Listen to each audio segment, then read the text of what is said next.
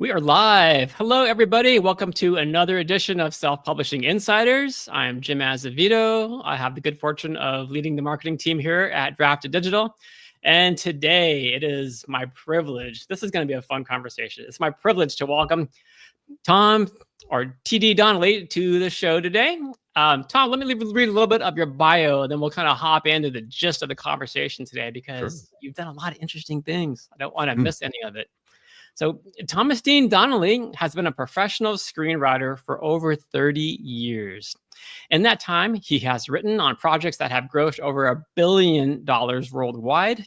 He has adapted the classic works of writers such as Ray Bradbury, Clive Cussler, Stan Lee, and Robert E. Howard. He's worked on franchises from Voltron to Uncharted and from Marvel's Doctor Strange to The Walking Dead. His feature credits include Sahara, starring Matthew McConaughey, and Conan the Barbarian. During the Hollywood writers' strike, he wrote his first novel, Year of the Rabbit, and just released its sequel, Year of the Horse, in August, I believe that was. Yeah. Both spy thrillers, and I understand, can I say this, that book 3 is coming out in January? It is my intention for book 3, Year of the Serpent, to come out in January. If it doesn't come out in January, yell at me. That's fine. Okay, yeah, I'll be sure to do that. So today we're going to talk about a bunch of things. Hopefully we have the time to cover everything that I want to cover. That never works out, Tom. I never get to cover everything that I want to cover. But we're going to be talking about deep character and deep story. And I'm going to kind of pull Tom to reveal some of Hollywood's secrets to incredible characters and its secrets to story modeling. We'll also discuss super drafts. So we're going to be re-examining the writing process. And hopefully through all of it, we're going to intersperse writing for Hollywood and selling to Hollywood. Lots Absolutely. to unpack. All right. So to kind of kick us off, Tom, so I understand that you knew you wanted to be a screenwriter since you were like 15 years old, and you just went for it. And then I think it was your high school guidance counselor was like, "What are you thinking? Like, no, there's no future." I mean, it wasn't in that. just the guidance counselor. It was my parents. It was my relative. Like, nobody in my family had ever been in a creative field, right? My dad was an accountant in a big firm in Manhattan, and he would commute in from New Jersey every day on the train. And so they're like, "You're smart. You be a lawyer, be a doctor, get a business degree, do something smart." And I was just something like, safe. No, I saw Star Wars when I was how long? 12 years old, something like that. It was insane. The blockbusters of the 80s hit my pre-adolescent and adolescent, teenage brain in just the right way. And I was like, I want to tell stories. That's what I want to do. And every guidance counselor and teacher were like, yeah, well, lots of people want to do that, but very few people can. And, it was that time when we thought that Japan was going to take over everything. They were, that Michael Crichton novel Rising Sun came out, where the Japanese corporations were going to take over everything. And they had 100-year plans, and people would apprentice for, that was that 10,000 hour thing, right? You would apprentice for 10 years and you become a master. And I just kind of fixated on that idea that if I just dedicate myself to learning how to storytell for 10 years in every way I possibly can, if it doesn't work out, I'm still in my mid-20s. Yeah. I have time to do something else. And yeah, most 15-year-old kids don't think like that. They don't think, well, I've got this 10-year plan. Like at 15, to me, at 15, I was like, well, that's forever, 10 years. I was probably pretty precocious. I was definitely people already, the writers in the indie writer space already think I'm kind of a very living large kind of guy. I was way worse when I was 15. I was so obnoxious. It was absolutely probably insufferable.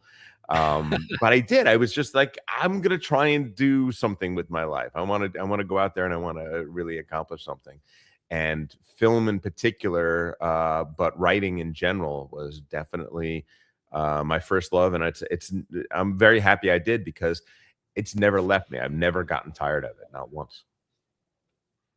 Yeah, it's good to have that attitude, with somewhere along, I don't know if it's schooling or our parents or our family or those people who love us, but that also want to protect us, can sometimes put up the speed bumps, put up the brakes. Well, I think you have to be if you want to be a writer. I think that the world as it's constructed right now is very hostile to creatives, right? It doesn't understand us to some degree. It doesn't. It's highly skeptical that what we do is even something that could be considered a job, right? It should be something, a hobby. It should be something you do in your spare time. It shouldn't Yeah. be what you dedicate yourself to. It shouldn't be a vocation. Whereas I think that the opposite is true. I think it's one of the few true vocations where you're truly, you dedicated heart, mind, and soul to doing something for the world and for all time. Let me ask you though, did you ever have a plan B, a fallback No, plan? I never did. Like I said, I had basically a 10-year plan where I was like, okay, I said until I'm around 28, because I figured, okay, 18, I graduate high school. Then I'm going to go to a school that has a great writing program. And then I want to go to one of the big 3 film schools for graduate studies. And then after that, I would still have 7 years or so to try and make it. And I said, if that happens, Yeah. then plan B. Then I can worry about plan B. But until then, I'm not going to. And I was really, okay, so disclaimer, this never happens. The first feature-length script I ever wrote, I had written a lot of shorts and I had directed a lot of shorts in film school. But the first feature-length script I ever wrote ended up selling in I think it was 3 studio bidding war for it back in 1995. So I didn't really have to get tested that. I got tested in other ways, but I didn't have to get tested that way. Like I achieved success in my relative early 20s. Now, the good side of that is that I didn't have to worry about plan B. The bad side about it is I kind of became a commodity in Hollywood. And I had to go to all these meetings and all this sort of stuff before I had really figured everything out. So suddenly all of my failures were very, very public. You know what I mean? Like Yep. usually you're able to make all your mistakes and write your really bad drafts in the privacy and anonymity of your home. And the only negative you're getting is you're getting rejections from query letters and things like that. I was getting rejections in very public ways in meetings where I'm pitching to 15 executives around a meeting and around a board table. And they're telling me, in Hollywood, they do not mince words. They're going to tell you exactly what they think, whether or right or wrong or the other thing, and they will rip you apart. And I took my licks. Let's just say that. Yeah, I do want to explore that a bit more with you, because I heard you describe the film industry as a knife fight in a phone booth, right? Like, so it's very cutthroat. But It is. I mean, so Craig Martell, good guy, famously said that indie publishing is one of the few industries where rising tide raises all boats. I love that. I think that's absolutely true. But in Hollywood, there's maybe 400 or so movies made a year. And if my movie gets made, that means that there is a lower chance that your movie gets made. So there is a level of competition where a rising tide does not raise all boats. It doesn't. And so to some degree, my success comes at somebody else's expense. And while there is camaraderie and like I have screenwriter friends that are long time friends of mine. It's different. It's just a very, very different environment. The competitive, the trying to do as good as he's doing, as she is doing. It's very, very omnipresent there. And between the networking and we're selling directly to billionaires is essentially what we're doing, right? We're pitching stories to people that are not trained in knowing a good story from a bad story. These are people that are being asked to spend, in my case, a lot of the things I write, $100 to $200 million before you even know whether or not anyone is going to come watch this. It's, I I don't have a lot of sympathy for the executives, but I have some. That's a tough, it's a tough seat to sit in where you have to make decisions like that. Yeah. And you mentioned before, or I heard you mention before, I think it was in an interview somewhere, that like when an opportunity presents itself to you, it's never a slam dunk. Like you have to go in and you've got to present to these multi-billion-dollar international conglomerates, and you got to go in and you're pitching against, it's not just you, but you're pitching against other writers that you probably know, who've got just as much experience, just as much talent as you. And somehow you have to be the one to convince those people who are holding the purse strings that you're the guy for the job. Yeah, it's that's what you're doing. And when you're, you know, when you're in your early 20s and you're trying to do that, there's a lot of skepticism that you're seeing on the other side of the table. On the other side, there's ageism in Hollywood too. And so they don't like seeing the, you know, like, it seems like only from 30 to 35 are you in the sweet spot there. But yeah, you learn how to tell stories. You learn how to tell stories not just with the written word, but verbally.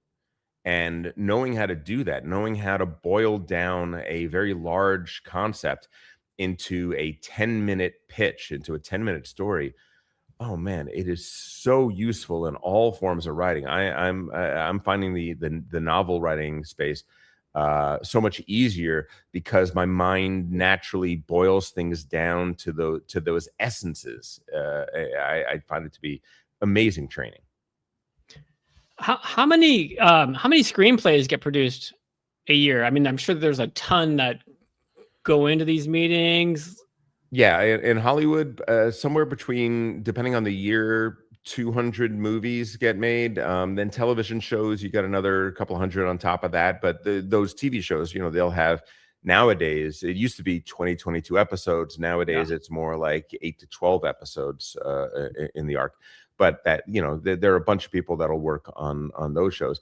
It's not a lot for, I think right now, active screenwriters working in my guild, the Writers Guild of America, I think is something like 3,000 of us, so somewhere around there, active writers on any given year. So not a lot. And Hollywood buys about 10 to 20 screenplays for every one they make. Okay. So think about that. Think about what it's like being in a situation where I am working my butt off. I'm spending months and months developing the pitch just to pitch it. Then you get, boom, you get the green light, which is, listen, by the way, the money is very good. So no, do not cry for me.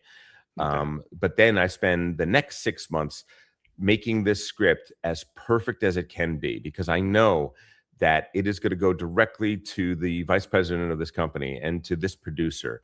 And if they don't both say yes, it doesn't go on to the next person.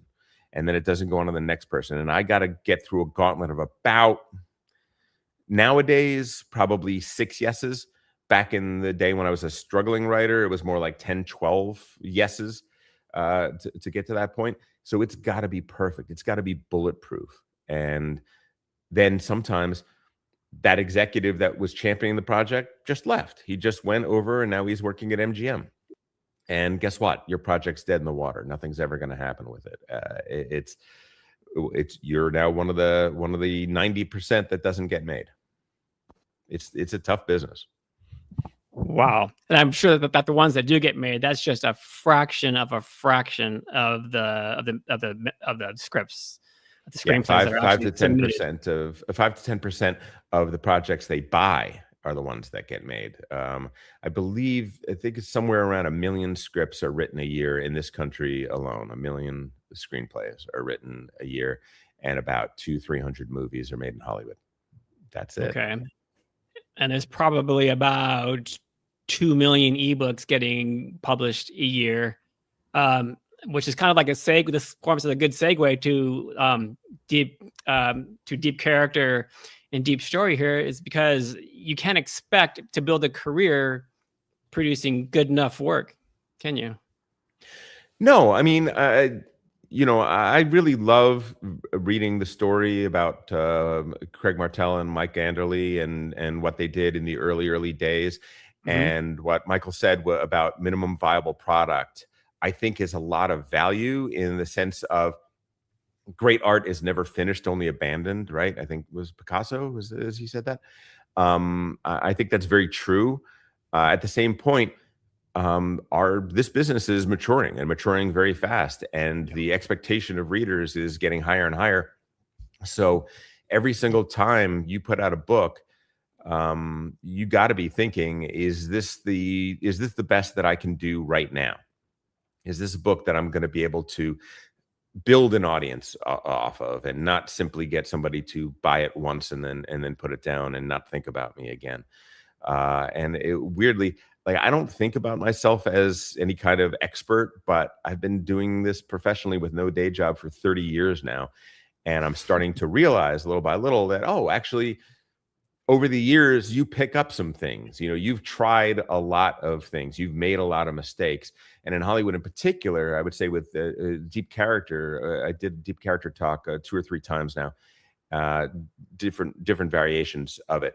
And it's gone over very well with the indie author crowd. And part of the reason is because I deal with actors. When I finish a script, that script Mhm. is going to be sent to luminaries, to some of the best actors in the world. And if Angelina Jolie says, yes, I want to play this, then guess what? That script is going to get greenlit. That script is going to happen. And if she says no, then I'm back in limbo, and who knows what can happen. So learning how to write amazing, indelible, unforgettable characters that an actress like her, who gets 30 of these scripts every single month, to get her to say yes to that, what are the tricks? What have I learned over 30 Yeah. years in terms of how to do that? It ends up being very, very valuable to them. And being able to know actors and see their process and what they're looking for, it was very illuminating to me and made me a better writer. That's awesome. Can we pull on that string for a little bit longer Sure. here? Yeah, Um, absolutely. all right. I'm super curious. Like, when you're working on a new screenplay, what are some of the first character elements that you're trying to define? Well, okay. And So yeah. yeah, yeah. So the first thing I would say is that I recognize that I thought for the longest time that the grand champions of a character were novelists and authors. I thought writers, we know characters better than anyone because we created them. But the reality is that actors know far more about character, because they have to take that one character and infuse it with this life that we, the author, has never been able to quite get deep enough for. I mean, they're going very, very deep into this. And so asking them, listening to the questions they have for me and asking them follow-up questions, I end up finding what makes them tick, the actor, what makes Mhm. them say, this is a character I can wrap my hands around. And I realized if I could do that in my writing, I'm making characters that are way more fascinating than before. And I figured out about 6 to 8 key aspects that are the things that actors are always asking about. What is a character's beliefs, for instance? We don't talk a lot about beliefs. We talk about motivation. We talk about flaw. We talk about strength. We talk about those sorts of things. We don't really talk about beliefs very much. But it turns out for an actor, belief is something you can play, and you can play very hard. And beliefs come in kind of 2 forms. There's the anchor, which is a limiting belief, right? And then there is the motor, which is the belief that pushes you to action. And coming up with a great motor for your antagonist is incredible. The movie Seven, for instance, if you ever saw that, right? I mean, Mhm. that is a villain that has got a powerful motor. He is trying to teach the world something through this unbelievably grotesque serial killer behavior. He's trying to teach the world to change its ways, and he's going to be as shocking as he can in order to do that. A limiting belief, an anchor that holds your main character back, and what that does to an audience, where we just want we just want her to get over that problem. Just stop beating yourself up. Just get beyond that. You know, when you look at Rocky, when you look at Mhm. Silence of the Lambs, when you look at so many of these films and stories where there is a character that just doesn't believe in themselves as much as we see their potential, it makes us bond ourselves to that character in a way that just simply making them likable isn't even going to come close to. Then another one I'd say is the one that people were shocked by is incongruity. Um, when you are told a real story and somebody says to me, well, you could never make that into a movie, you could never write that into a book. Why do they say that? They say it because people would never believe it. And people would never believe it because real life has more contradictions than stories do, right? Fiction has to have greater internal logic because it has to seem believable. Well, guess what? You can use a little bit of incongruity to make a character seem way more real than they ever possibly could be, because you're asking yourself, why on earth would that writer write this character that says one thing but does another, that has this internal contradiction? I say that the greatest thing that they ever did in Indiana Jones was make him afraid of snakes. If he wasn't afraid of snakes, he would have been a cardboard hero that was kind of perfect in every way and just kind of waltzed his way through the story, solving problem after problem and throwing himself into danger with no problems anywhere along the way. But the fact that in that very first scene, we see him basically being a superhero, and then he gets in that plane and one tiny little snake, and he's screaming like a school kid. It humanizes that character in a way that something that isn't incongruous wouldn't. You know what I mean? So I look for the fun incongruity. What is the thing that makes this character deeply, deeply human in a way that contradicts other aspects of themselves? So that's just a couple of those. Make sense? That's so interesting too. And while you're speaking, I'm thinking to myself that as novelists, we can write the emotions on the page, but you can't do that in a screenplay, right? I mean, that's up for the actors to convey and pull us in. It's cheating. It's cheating. I'm gonna be frank about it. I got very mad when I started writing novels, and I realized, oh, I can just describe the internal character states of these people. I don't have to come up with that. I don't have to spend a week coming up with that perfect line of dialogue that elucidates an internal state that character's feeling. I don't have to craft this amazing scene in which we get through inference and through nuance what this character is feeling. I could just say what they're feeling. It is cheating. It's not fair. And I'm very, very mad that I haven't been able to do that all these years. But no, it's one of those things where not being able to do that for so long, it sharpens your other senses, right? Because I have to figure a way around that. Screenwriters tend to be very, very good at dialogue because of this, right? They have to figure out a way to say things without saying them and to imply things and to get to that one sentence that this actor is going to say that is 3 layers deep. And that it's an amazing skill to develop. Is it difficult to go back and forth? Like, do you find your brain, your screenwriting brain arguing with your novel writing brain at times?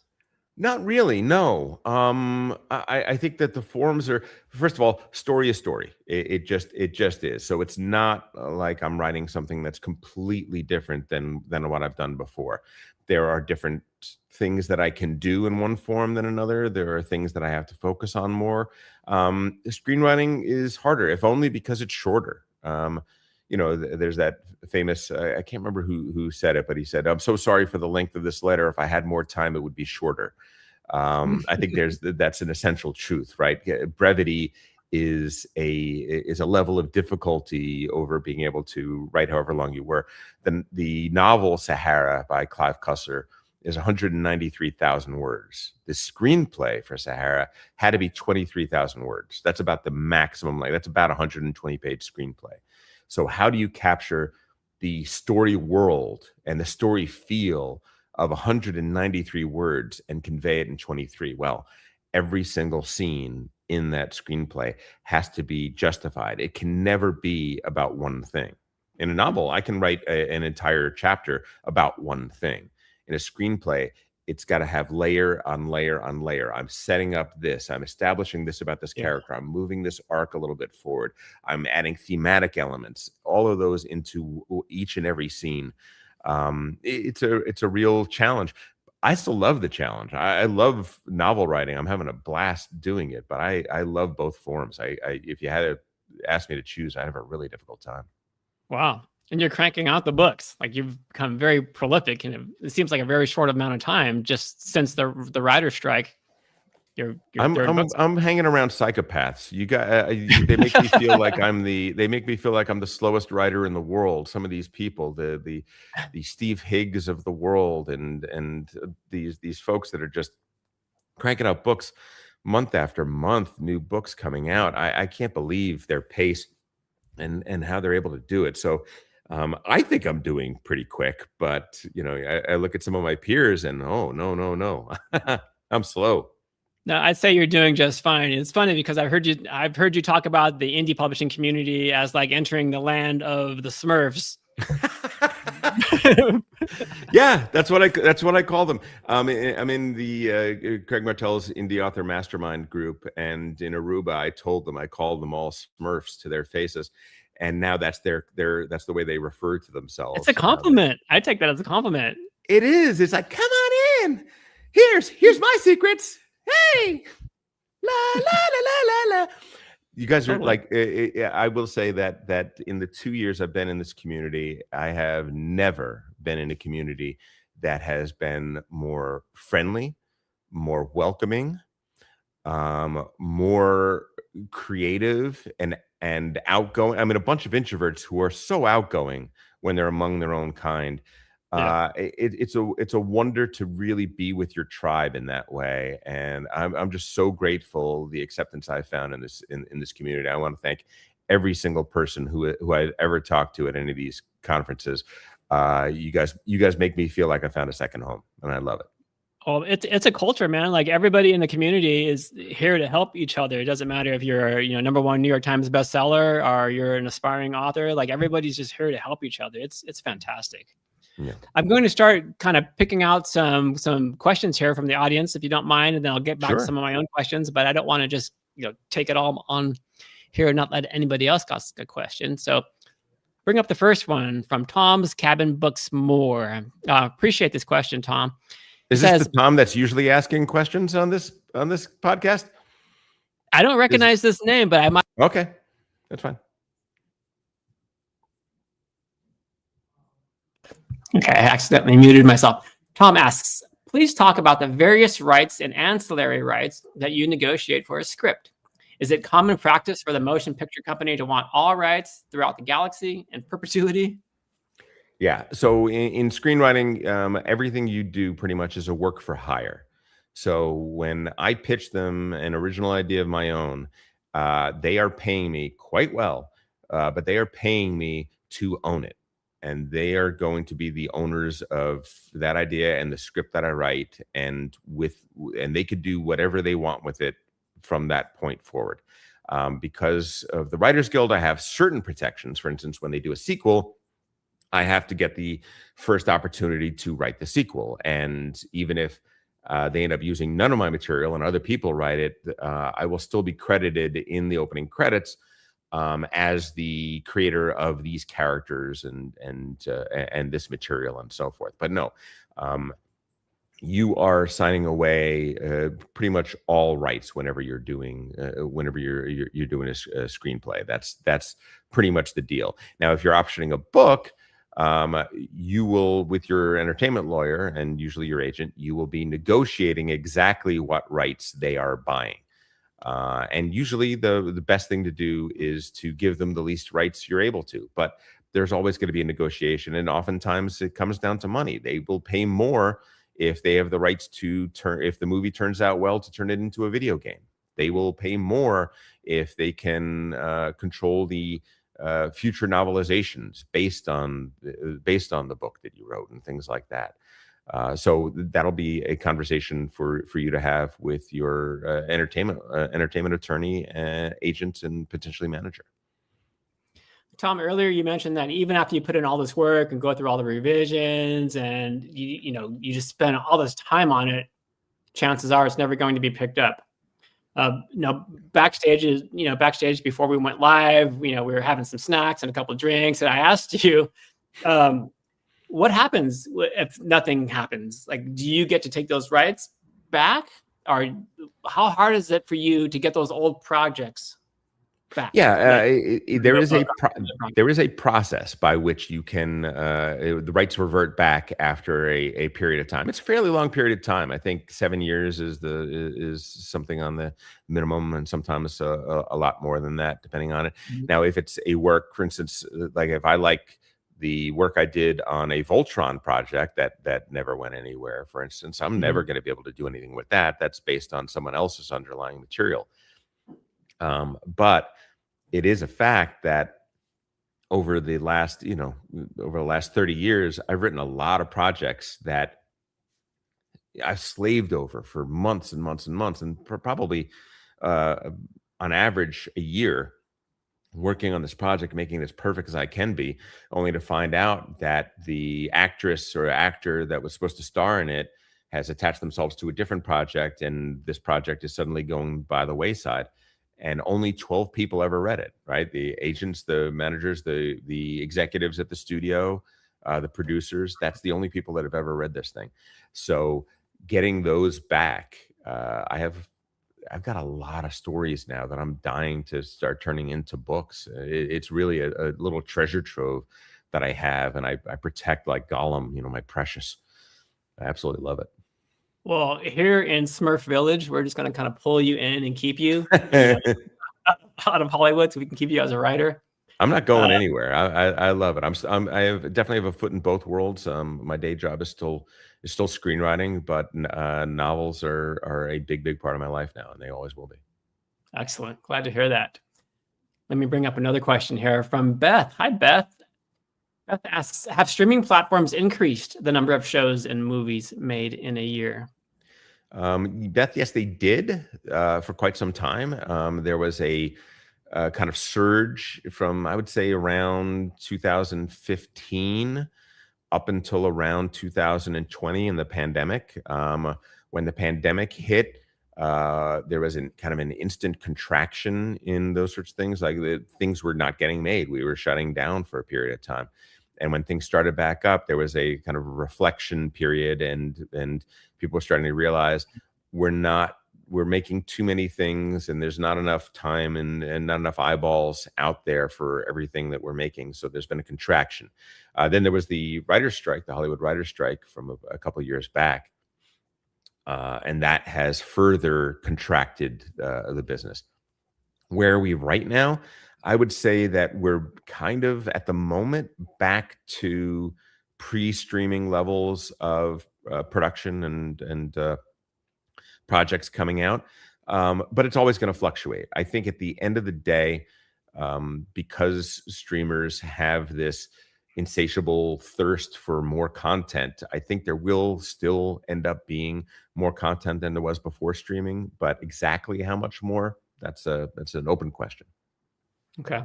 Appreciate that answer. I want to circle back to characters here for a second, Tom. Mm-hmm. From your perspective, like, what are the most common mistakes that newer writers might make when building characters? Then, how can they course correct early in the process? That's a good question. I hear all the time people talking about, well, your main character has to be likable. And I say, no, they do not.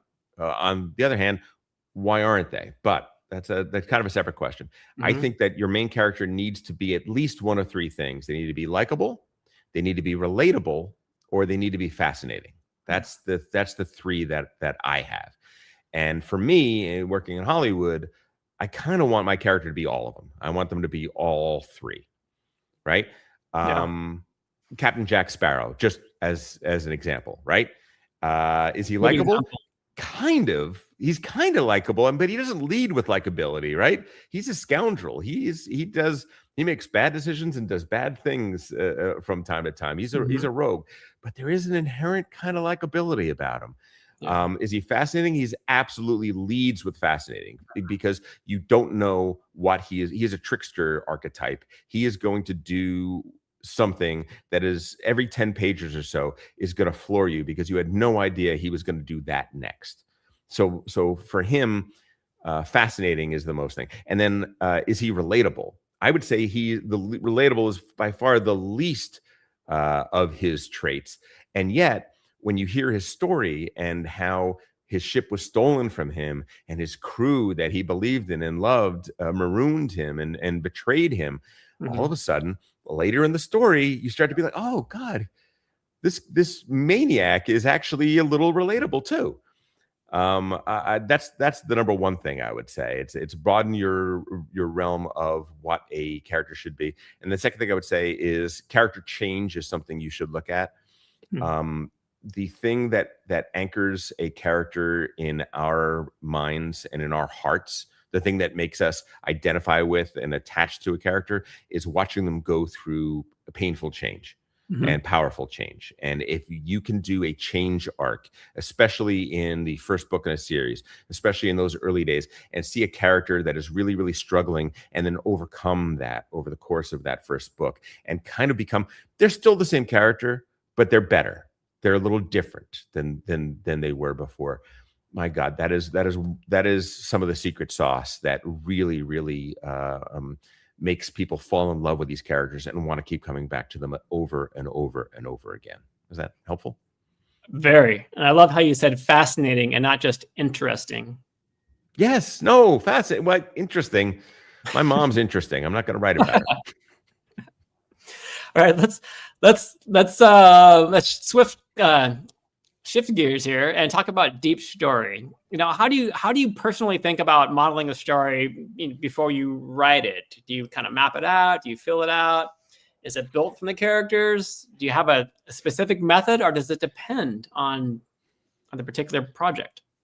Yeah. So a couple things I got to say is that this is one of the areas that is particularly different between novelists and screenwriters.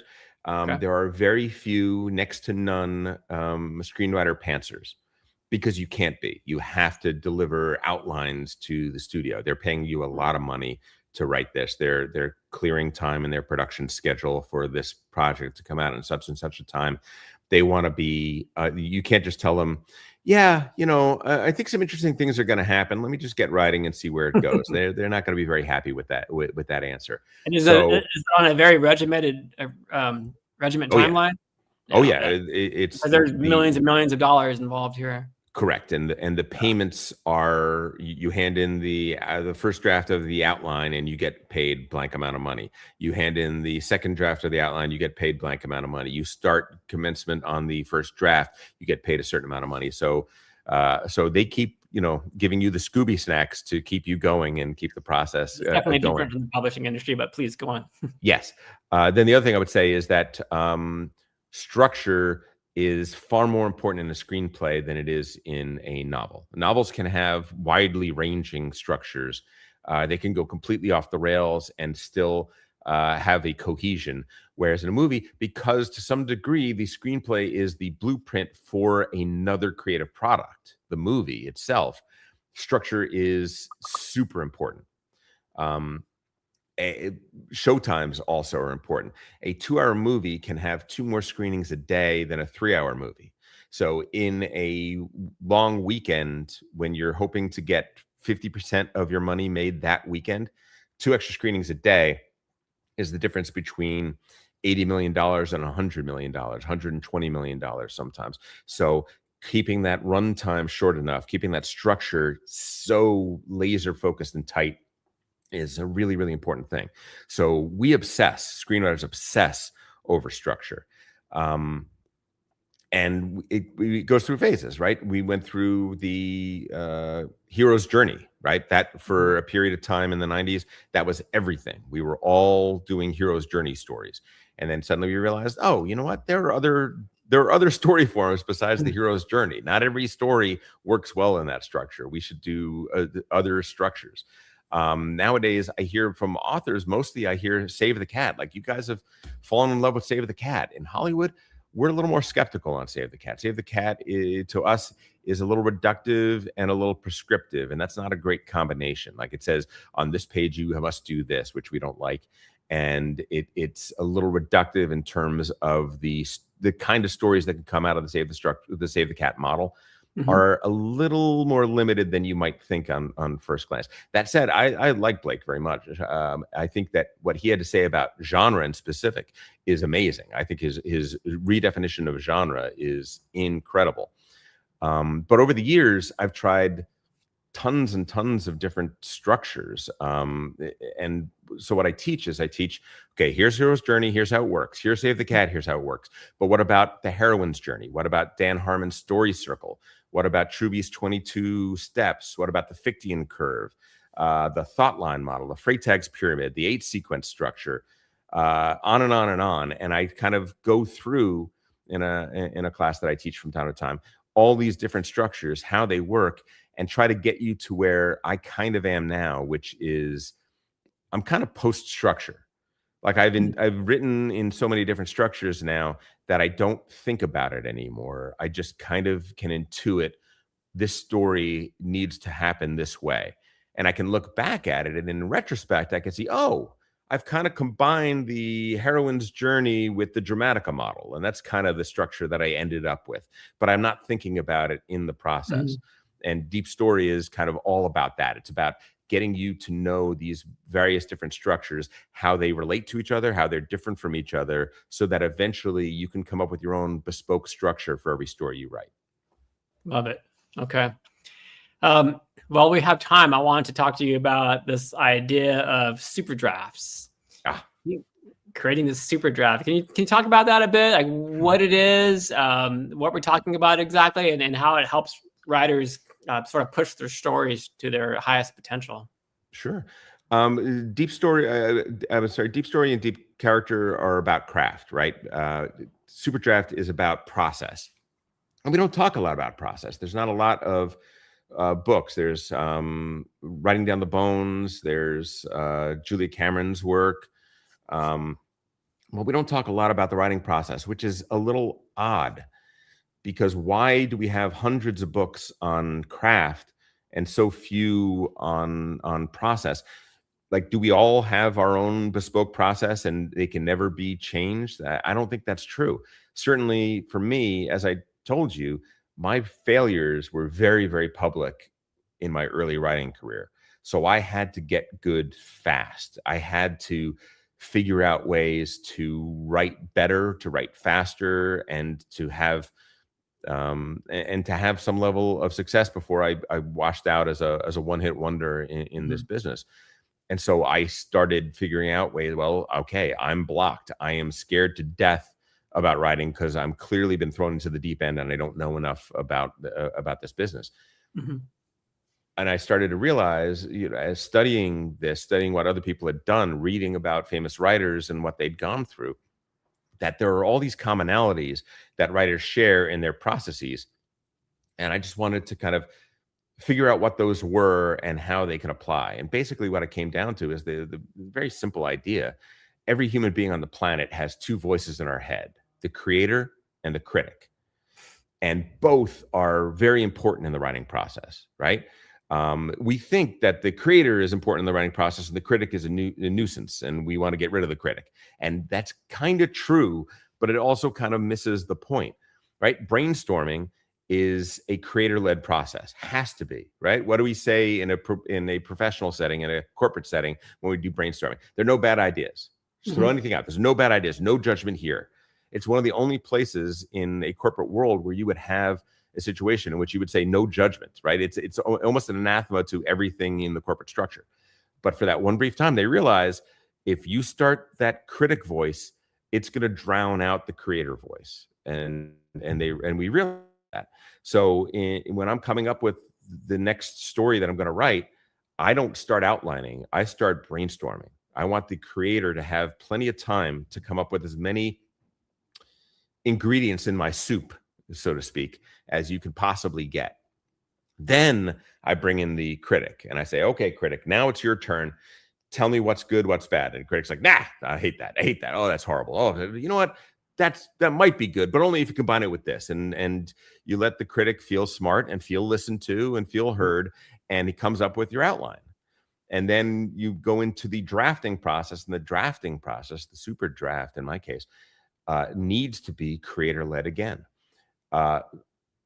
And so basically, a lot of what Superdraft is about, it's about removing those creative roadblocks that have one voice interrupting the other voice when it's supposed to be working. The best process you can have is a process in which you're listening to only one voice during each part of the process and finding ways to shut the other voice out. One example would be in timed writing, when your timer goes off, stop immediately. Even in the middle of a sentence, do not finish that sentence. Why? Because the hardest word to write in any writing session is the first word. The hardest sentence is the first sentence. And if we always stop after we finish a thought, we're starting cold. Whereas if the first thing we write in a writing session is something, oh, I already know exactly. I know what the end of the sentence is. I know what the end of this idea is. I know the next 3-4 paragraphs. No problem. All of a sudden, your fingers are moving. Your energy is moving already, and that can get you into the process. I call it the right downhill protocol because I had this car that would not start half the time, and so I always parked it on a downhill.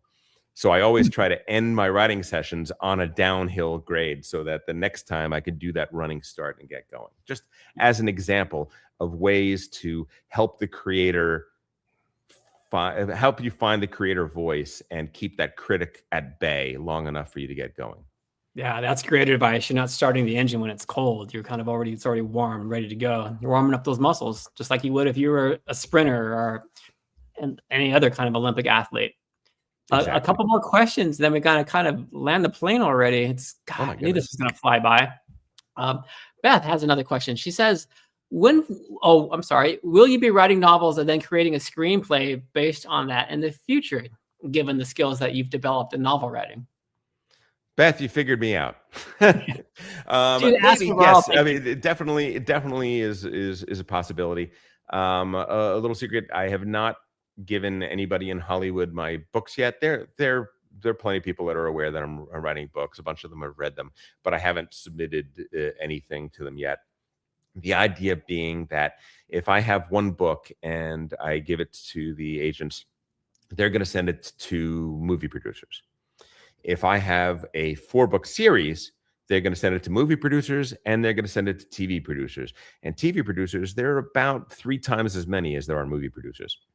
So 4 times the audience, so to speak, of people that might want to option this and get things moving.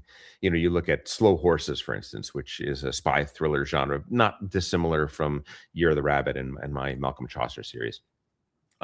If he had simply taken Slow Horses, it might have been a movie and you might have not seen anything more about it after that. But the fact that it only got sold to Hollywood after it had a lot of success and a lot of books piling up, made it a great target for a series. I think the Reacher series on Amazon Prime is another example of that.